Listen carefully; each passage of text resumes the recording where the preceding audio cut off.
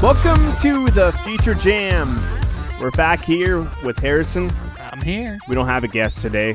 I think they all canceled because we cut them off all the time when we talk over them and we put them down. So, yeah, no guests this week. They don't like being made fun of and all that kind of stuff. Oh, well. Yeah, Harrison always has too many facts and he goes way over their heads. That's right. They're like, whoa, settle down with all those facts. My brain can't handle it. And then I'm like, you know what? Mine can't either. That's why I lie constantly. Yeah, I think Harrison makes up half the facts, honestly. All right, today we're talking lab-grown meat, or if you're science-oriented, I'm putting that in quotes, cultured meat. But, lab-grown meat sounds, better. It's easier to understand. It's in a lab. It's meat grown in a lab, not on the bones of a creature. Yeah, who needs all that gross bones and connective tissue and blood and veins and all that kind of stuff? That's getting in the way of our meat and our steaks. We want just the meat. We do, and I think it's funny, when I was a kid, and I'm not sure if you heard this rumor or not, but we always joked about KFC and how they grew their chicken in a laboratory. Have you heard about that when you were a kid? Yeah, we always talked about it in school, like, don't eat KFC chicken. It's lab grown. Like, they have a secret KFC laboratory, and they have 4-legged chickens and all this. Oh my gosh. Well, you remember in Thanksgiving, they would have like a 4-legged turkey and stuff like that, but I didn't realize that KFC was behind. That's not real. So you're saying KFC didn't create that monstrosity? The Colonel, he created the monstrosity, the 4-legged turkey. Maybe that's where a lot of this information about lab-grown meat comes from then. Well, yeah, so this is 25 years ago. We were arguing about it in middle school or like elementary school about whether KFC did this or not. And funny enough, it's now becoming a reality, and people are starting to accept this as a reality. Yeah. Instead of like, don't eat at KFC because they grow their chicken in a lab. Right. Now even PETA is saying, hey, maybe we should look into this lab-grown meat stuff. And they've even backed it because of the potential of ethical and moral goodness that doing, like making meat and getting meat in this way could provide. But should we trust PETA? I hate PETA. Everybody does. They're a bunch of jerks. They do get a little annoying sometimes, but I think they're well-intentioned most of the time, right? So you might wonder, like, hey, Mike and Harrison, we're perfectly fine with the existing meat that we have. Like, it tastes great. It's easy to buy. It's cheap. And you can get it almost anywhere. But why is this even needed in the first place? And I did a little bit of research, and one thing I came across was the population of the Earth it keeps growing and growing and growing, and it's growing faster than we even ever estimated. I think current estimations are by 2050, will be almost close to 10 billion people on Earth. That is a lot of people to feed. Yeah, and that alone got me wondering, like, where is the land going to come from? Like, right. Well, and that's where this technology is going to be awesome, because as the population grew, we went from, family farms to these big industrial complexes that are just churning out animals like a freaking little machine or something like that, and it's unethical. So there's a lot of ad-gag laws that make it illegal to actually share the videos of what's going on at these processing plants, essentially, and it's pretty disturbing. It's pretty gross.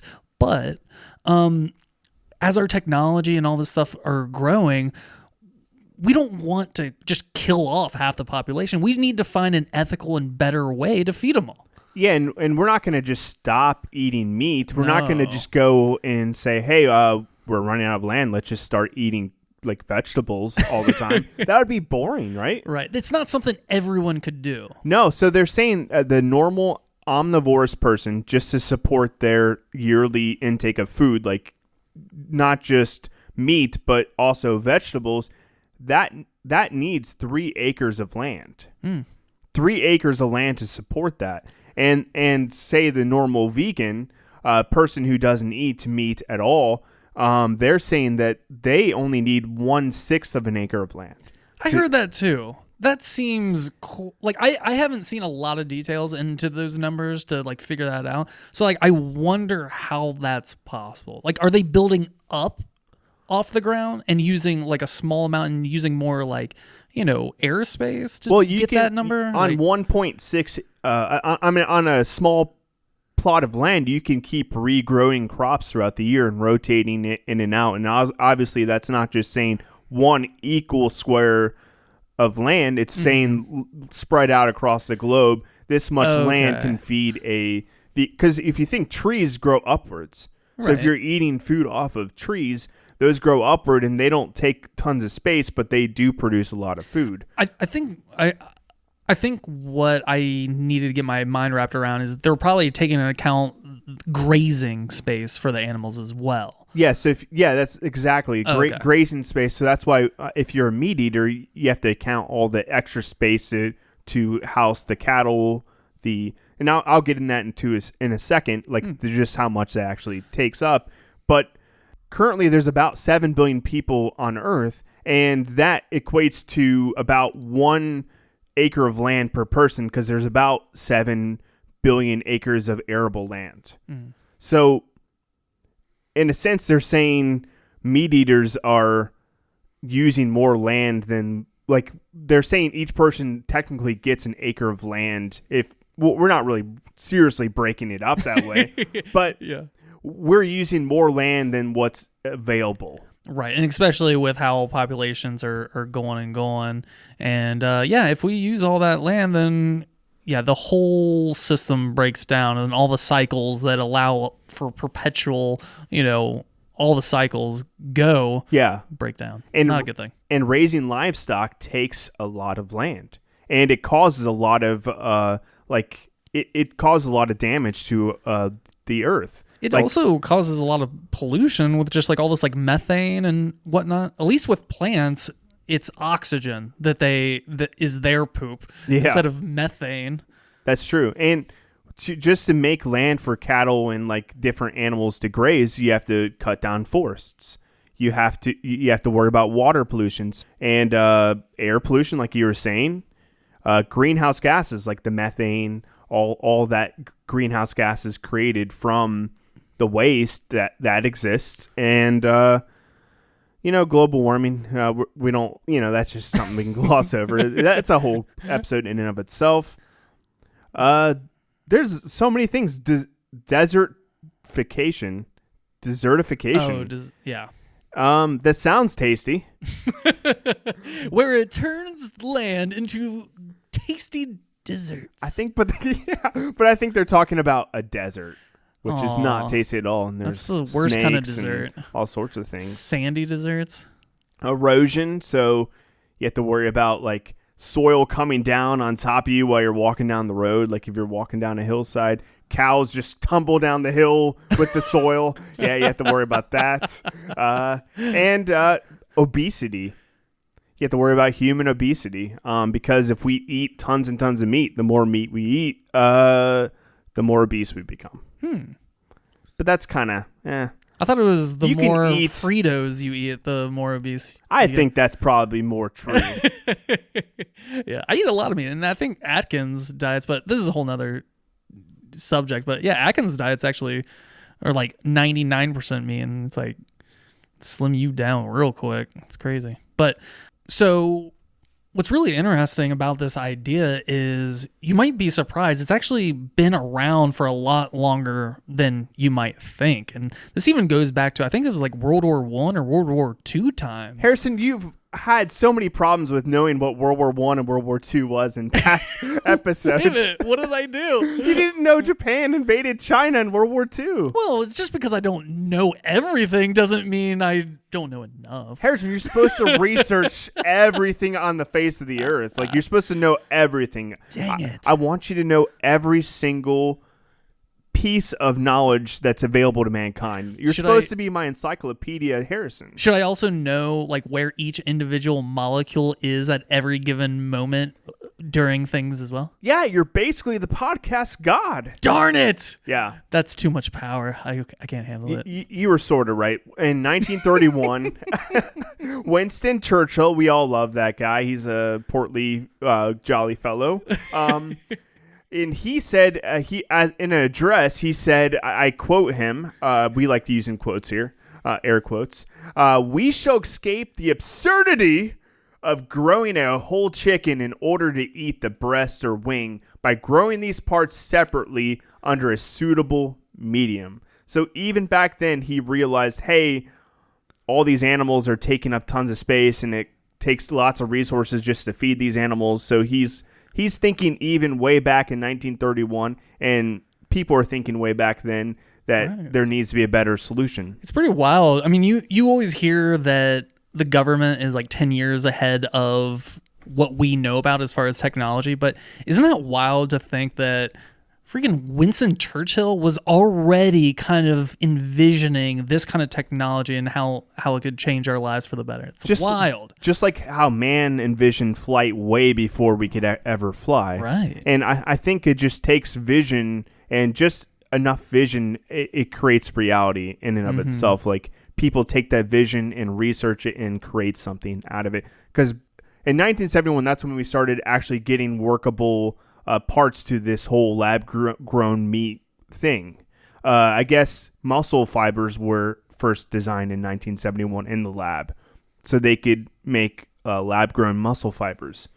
And then in the 90s, they were able to make small quantities of edible tissue in labs.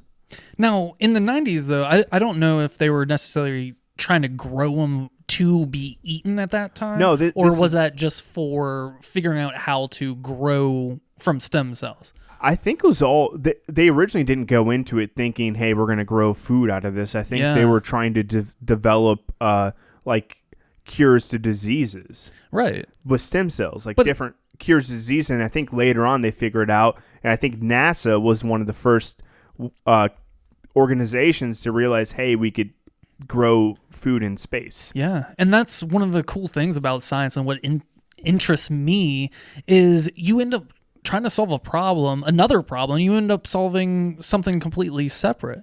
And I mean, so many things have gone that way, even like the Goodyear tire. And I mean, just looking at the history of almost everything, it was basically found out by mistake. Yeah, it's true. And in 2001, NASA started producing cultured meat from turkey cells. So turkey in space, that sounds delicious. Maybe they're going to have the first Thanksgiving dinner from lab-grown meat in space. Maybe that's what they're planning on. I don't know. But then another company in 2002 used goldfish cells to make a fish fillet. That sounds disgusting. I hadn't seen a lot of this stuff doesn't sound very edible at all. Oh, wow. And then in 2003... they used stem cells from frogs to create like an edible meat. So I guess edible frog meat? Yeah, I don't know. I mean, I guess frogs do develop pretty quickly. So maybe their thinking is they can take those cells and they would replicate very quickly. I mean, they're also very dynamic cells. So, I mean... who knows? Those scientists, they are mad. But I think it was 2013, and I think you did research on this, that we actually got something that resembled what we eat now. That's what it says out there on the internets around, 2013. So they started developing that, and they finally... were able to make an edible portion, and I think they had to sink $1.5 million into the development just to get a bite-sized portion. They had a taste test in 2016. So I wish I could find out who ate it. I'm sure it was the lab technicians and all the people that were working on it. Can we trust that guy? Of course he's going to say, yeah, this tastes delicious. Well, no, not even the fact that it tasted good, because I'm sure it didn't taste good, but the fact that they were the first one to eat lab-grown meat, that'd be kind of a cool accomplishment. So, hey, if you were the first one to eat this, reach out to us. Tell us what you think. And if it is you, tell us what it tasted like. Yeah, we have a phone number, 513-BOT-COLA, and you can call in and leave a message and say, yeah, I tried it, and it tasted like a shoe. If you know what a shoe tastes like. Shoes are pretty good. Converse, yeah, I would definitely recommend them. So Converse over Vans? Okay, I'll keep that in mind. Converse over Vans, yes. Always.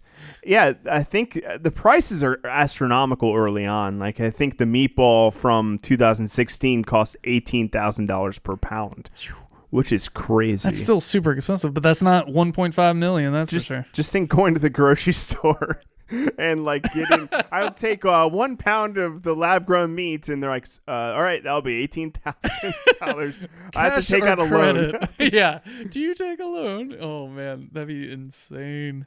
So I guess we can get into kind of how it all works. Like, what's the process behind this? Like, how do we get lab grown meat? Well, they basically need three things: water, plant substances, and a serum. Ooh, yeah, serum. We'll talk about that later. It's kind of creepy. Yeah, basically all you need to know now is that it's basically animal blood. But yeah, we'll go into a little bit more details later, and you'll understand why. But essentially, they need starter cells. The first thing that they need is starter cells, and they have to get samples, I guess, from a animal. Yeah, and so the stem cells in this little concoction are able to start developing and multiplying and all that kind of stuff, and actually creating what looks to be ground beef. So I guess the reason why they use stem cells is because stem cells can develop into different things. Like, a stem cell is just a cell that hasn't grown into something yet. Right. So they can get a stem cell to grow into this or that. Right. And they're even at the point where they can use certain types of meats from certain sections of an animal to develop certain types of taste or, feel and whatnot.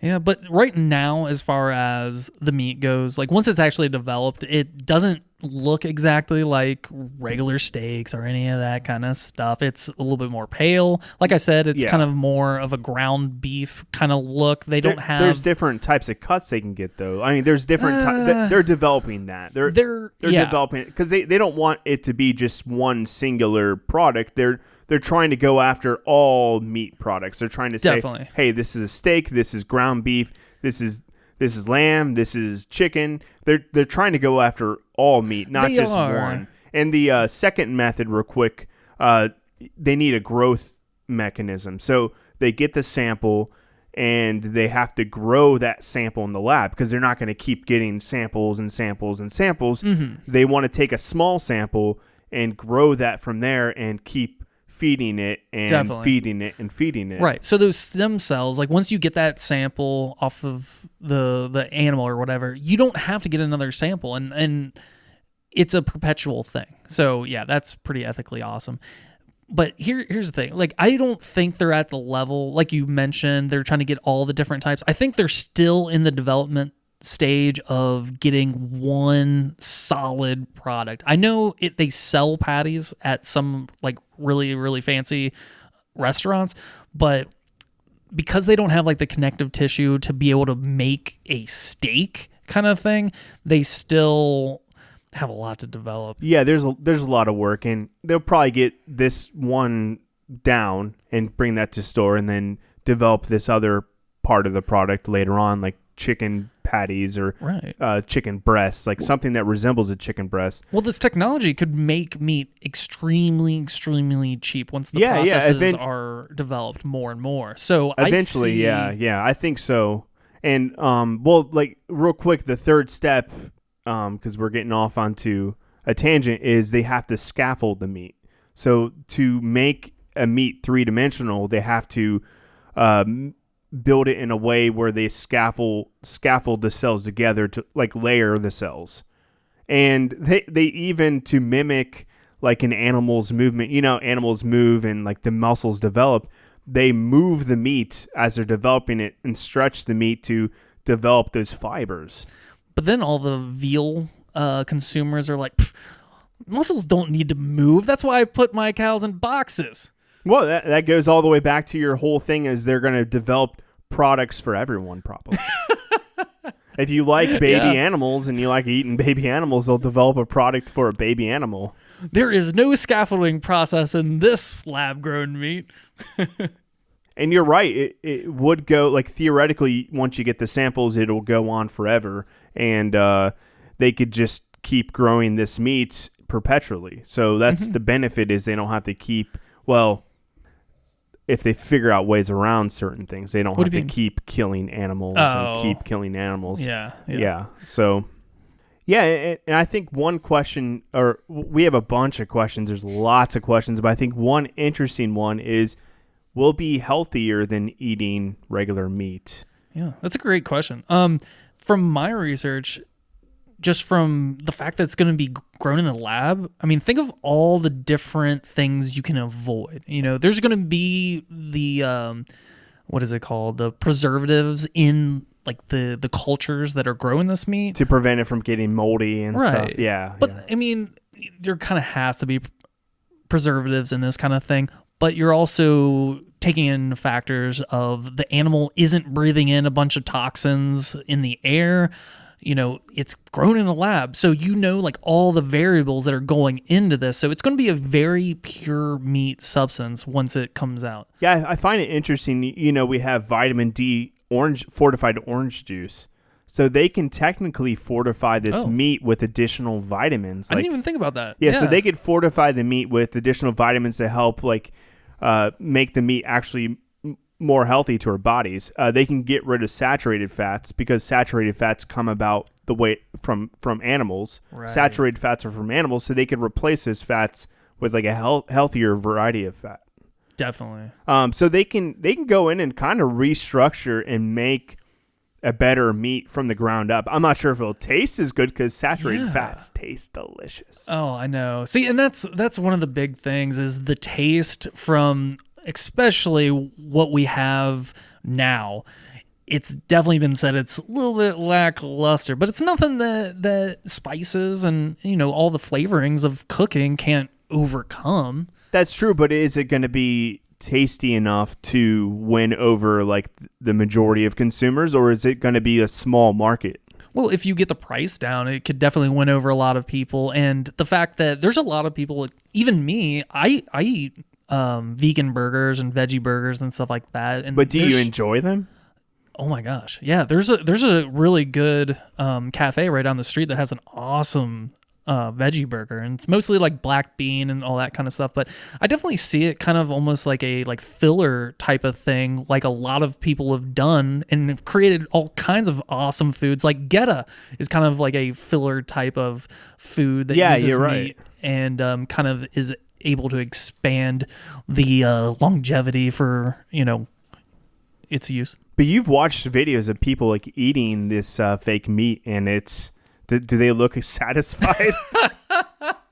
They look like they're like poking at it with a stick, and they're like, oh my gosh, should I? Shouldn't I? No, actually, most people are pretty open to the idea of trying it because they understand how it was made and what it looks like is just a small part of it. And yeah, that's true. And I guess if it tastes good enough and it costs a good price, then people will switch over to it, I assume. Yeah. The price right now is like, when it first started out, it was like $30,000 a pound, or I think originally it was like $1.2 million a pound.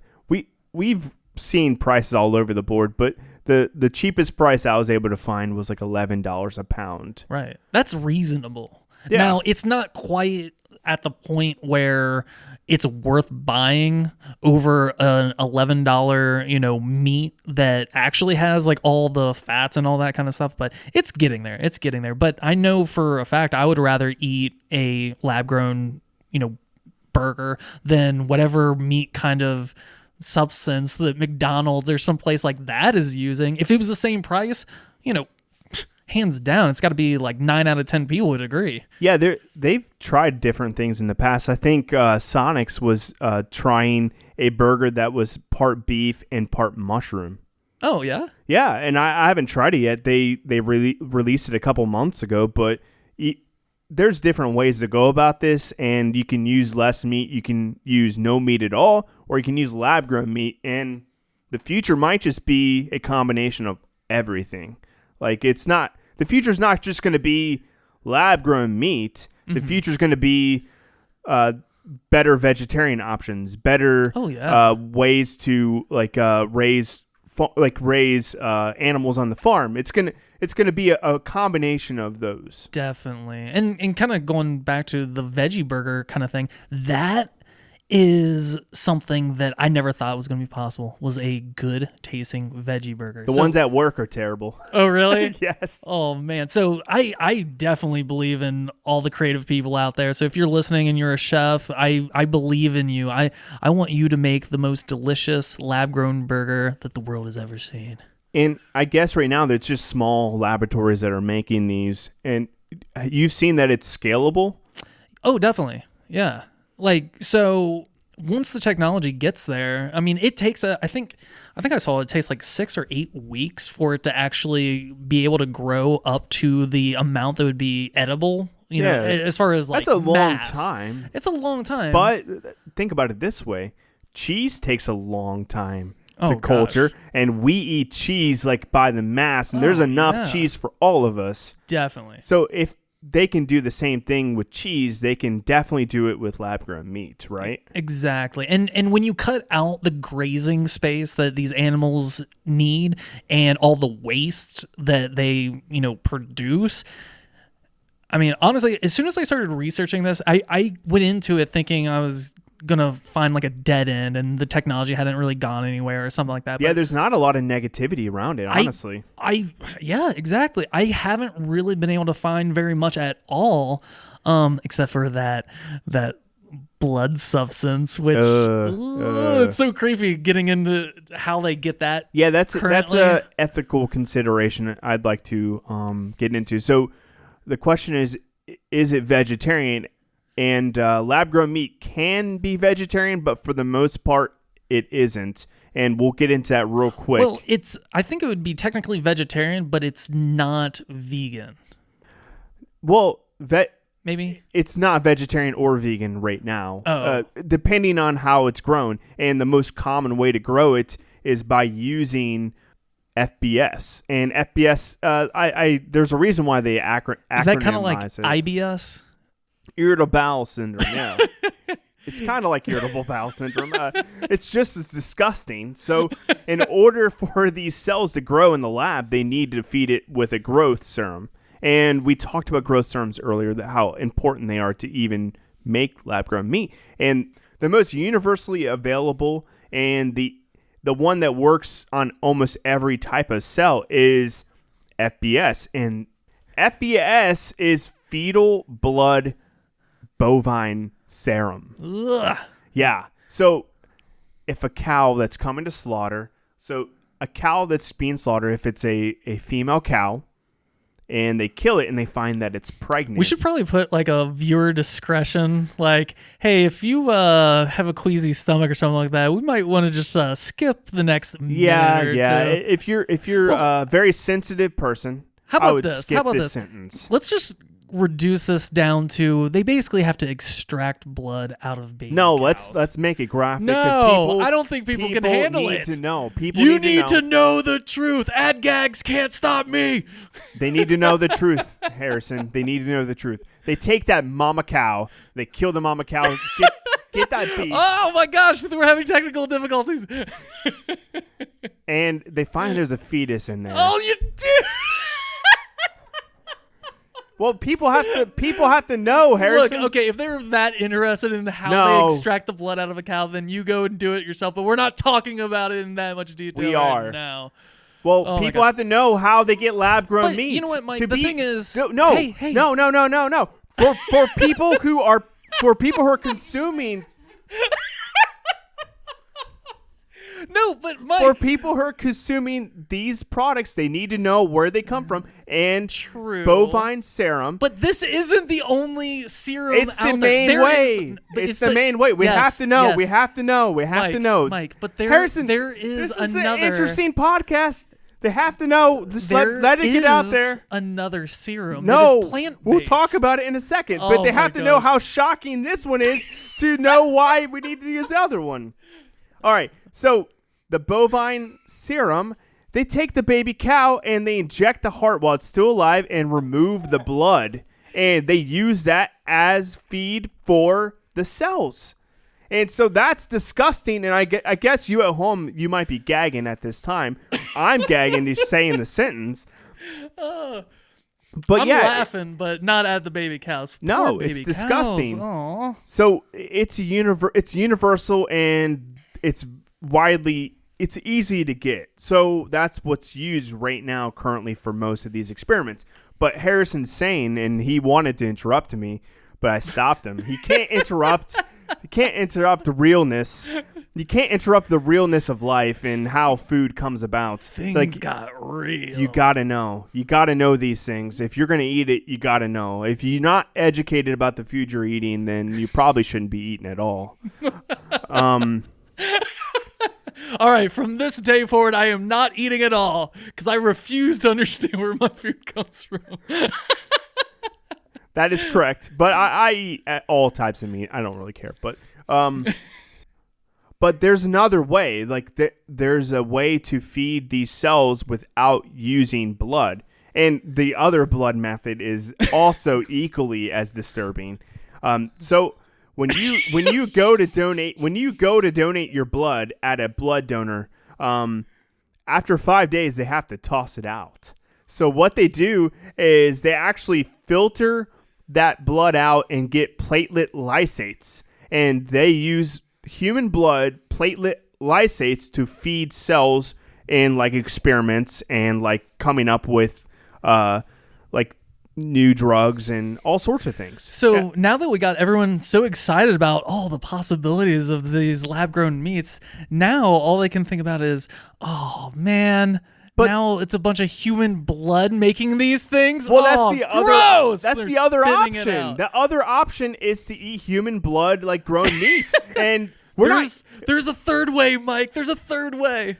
All right, tell us about this third way, Harrison. Well, you were the one that brought it up earlier before production, but there is a way where the serum is actually a plant-based substance, but it's not as versatile as the blood types. No, it has to be designed specifically for every single type of cell. So you have to design it specifically for that cell. You can't make a universal plant-based growth serum. It has to be designed specifically for that cell. Mm-hmm. And that's very difficult to do, and they haven't figured out a good way of doing that just yet. Right. And they haven't yet, but I think that they would, especially when people start finding out that the lab-grown meat that they're eating has come from a human, blood processing. No, they're not using the human one. They're using the baby cow. They're using baby cow blood right now. Yeah. Obviously, we're never going to allow the human one because what human's going to say, oh, yeah, this meat's great. It was grown by my Uncle Tim. Maybe could be someone's like will. It's like, I want you to eat me. Yeah, so, those are the ethical considerations, I think, and covered all the bases. Is there anything else you want to bring up real quick, Harrison? Well, there was one other ethical thing that is kind of interesting, and this is kind of, I don't know, it's not necessarily lab grown, but it's a way to make the current processes of growing chickens and livestock a little bit better. And it's kind of a goofy one. So there's this company. There's this company called Neuroterra, and they've actually been developing these systems where they actually have designed tiny little like VR type goggles for small livestock so that they can give these animals a higher quality of life in smaller land areas, kind of like the factory farms, but in a way that actually keeps the animals in a more sterile and happier environment. Yeah, so if a sheep's trapped in like a fenced-in area, you can kind of project a huge, wide-open green pasture, and the sheep can just pretend like he's jumping through the bushes and the grass, and like it's so happy. Yeah, to be honest, it's pretty surprising how dumb animals are, compared to what we're used to. So it's actually been I guess, proving to be quite successful. Like they've taken like some samples of animals that have, lived so long compared to their counterparts that are grown in these like big old factory farms. And I just thought that was interesting. It's like, I don't even know if I believe it or not. I mean, I've seen it, but I'm like, was this like a joke or something? Like, I don't even know. So it wasn't on the Onion, but I don't know.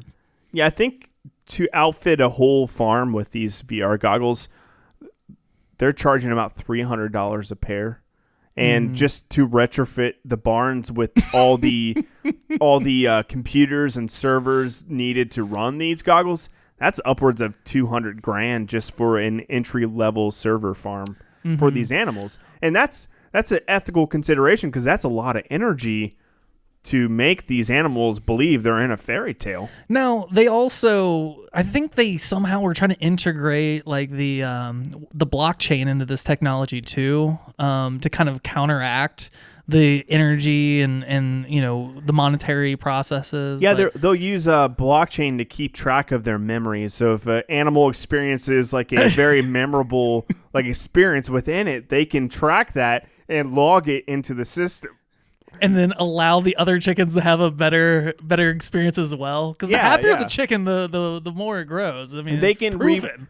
Science. They can replay these experiences too. So if they find this one experience is better than the other experience, they can keep replaying it. And maybe one chicken, the better chicken, will have an even better experience, and they can keep capturing these experiences and moving them on to the next chicken. Mm-hmm. So maybe down the road, like, these experiences will get so real that the chickens might not ever know anything else outside of that VR goggle world. Whoa.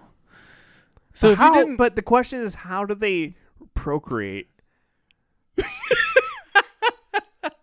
How do they procreate wearing these VR goggles? I don't know, Mike. I don't know, because maybe all this, like the past 5 minutes, I don't know if you didn't realize this or not. We were all kind of making this up. No, do they put like a sexy chicken in the VR goggles, like right in front of the chicken? Then all of a sudden, an egg just automatically pops out. I mean, if you want to think about this as like a real idea, I mean, they artificially inseminate animals all the time. I mean, they hardly even have sex themselves in a lot of these factory farms. So to actually do this crazy idea that we're talking about, it wouldn't be that hard. And who knows? Maybe the chickens would actually like grow bigger. But so all we mentioned earlier, all it takes is vision. Just like Winston Churchill had the vision for lab-grown meat, Harrison has the vision for a whole farm full of happy animals that live on VR, live the VR lifestyle.